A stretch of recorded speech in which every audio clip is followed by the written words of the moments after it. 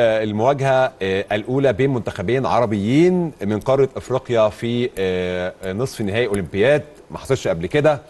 ويمكن احنا كنا خسرنا من منتخب المغرب في العام الماضي في بطولة تحت 23 عام، وكانت أقيمت في المغرب بنتيجة 2-1. يا ترى المواجهة بتاعت المغرب في النهائي دي هيكون لها تأثير على لاعبتنا النهارده، يعني خاصة برضه عارف المباراة بين منتخبين عربيين بيلعبوا على ميدالية. الموضوع بقى صعب، يعني امبارح شفنا في منتخب اليد أول 6 دقايق عشان المباراة كانت فيها توتر 0-0. ما هو هنا بقى هيبان الثبات الانفعالي بالنسبه للعيبه وهيبان خبرات اللعيبه اللي موجوده، وهيبان خلي بالك اللعيبه الكبيره اللي بتلم الفرقه. فعلا احنا دول خسرنا من النني بقى المغرب. وزيزو. خسرنا من المغرب في نهائي بطوله افريقيا وعلى ارضهم وسط جمهورهم. واعتقد ان كان برضو انجاز لمنتخب مصر ان هو يصعد لنهائي بطوله افريقيا في المغرب بالسكواد اللي موجود. فانا شايف من وجهه نظري ده يدي حافز او دافع بالنسبه للعيبه، ونلعب مباريات متدرجه في المستوى. دخلنا على باراجواي، كسبنا باراجواي بركلات الترجيح، ماشي الحال 120 دقيقه. وبعد كده دخلنا على فرنسا وخلاص. ليه بقى الانهيار اللي حصل على الميداليه البرونزيه امام المغرب؟ انا مش فاهم له، يعني مش فاهم ايه ده، ايه الاداء ده، وايه السوء ده، وايه الاداء الصعب جدا ده ليه؟ بدري قوي. وبعد كده بقى ايه توالت الاهداف، جول ورا جول ورا جول. 6. مصر بتتغلب 6، يعني رقم صعب جدا، ونتيجه تقيله قوي، ونتيجه محزنه جدا، ونتيجه لا. بس هقول لك بقى، احنا كنا مبسوطين بمنتخبنا ان احنا ماشيين خطوه خطوه بشكل كويس. لكن نتكلم بقى، خلاص القصه خلصت. احنا مش مخططين للمنتخب ده. المنتخب ده مش بتخطط له.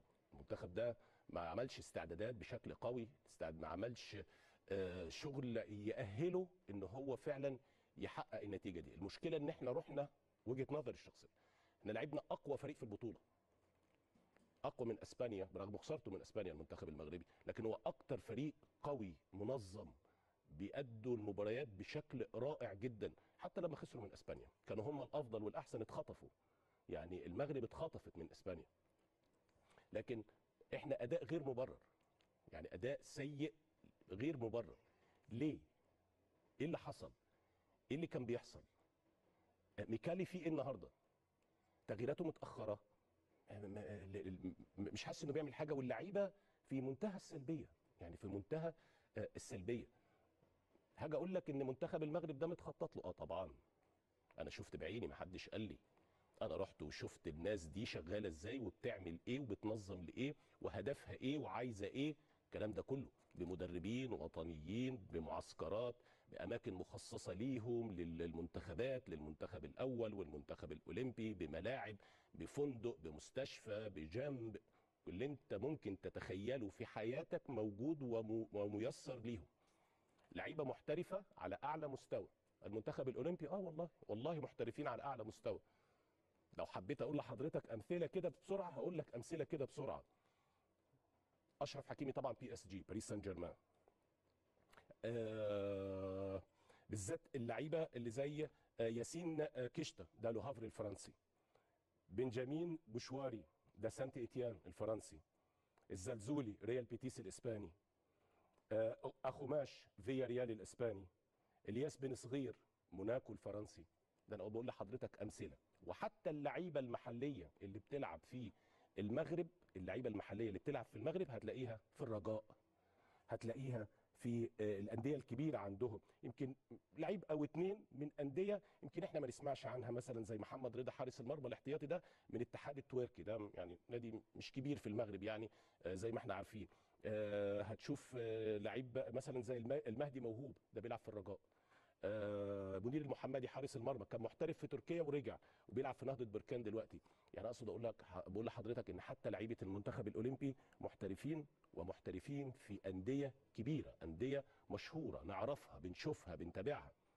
طب اقول لك الغيابات بتاعت المغرب اللي ما جاتش. اللعيبه اللي ما جاتش 9 لعيبه، والتسع لعيبه محترفين، دي انديتها رفضت. يعني كنت ممكن تشوف قائمه مختلفه عن القائمه دي. عندك اسماعيل صابري، ده بيلعب في اندهوفن الهولندي.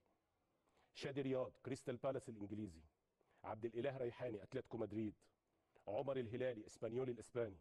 ابراهيم صلاح رين الفرنسي، حمزه اغمان رينجرز الاسكتلندي. فانا بقول لحضراتكم ده نتيجه تنظيم وتخطيط لسنوات قادمه. وجود المدير الفني وليد الركراكي برغم ان هم في المغرب اتكلموا على الموضوع ده وتواجده وان هو بيدي تعليمات، ويمكن انا ناقشت ده امبارح من خلال لقائنا امبارح، لكن الراجل تواجده مساند داعم لطارق السكتاوي المدير الفني.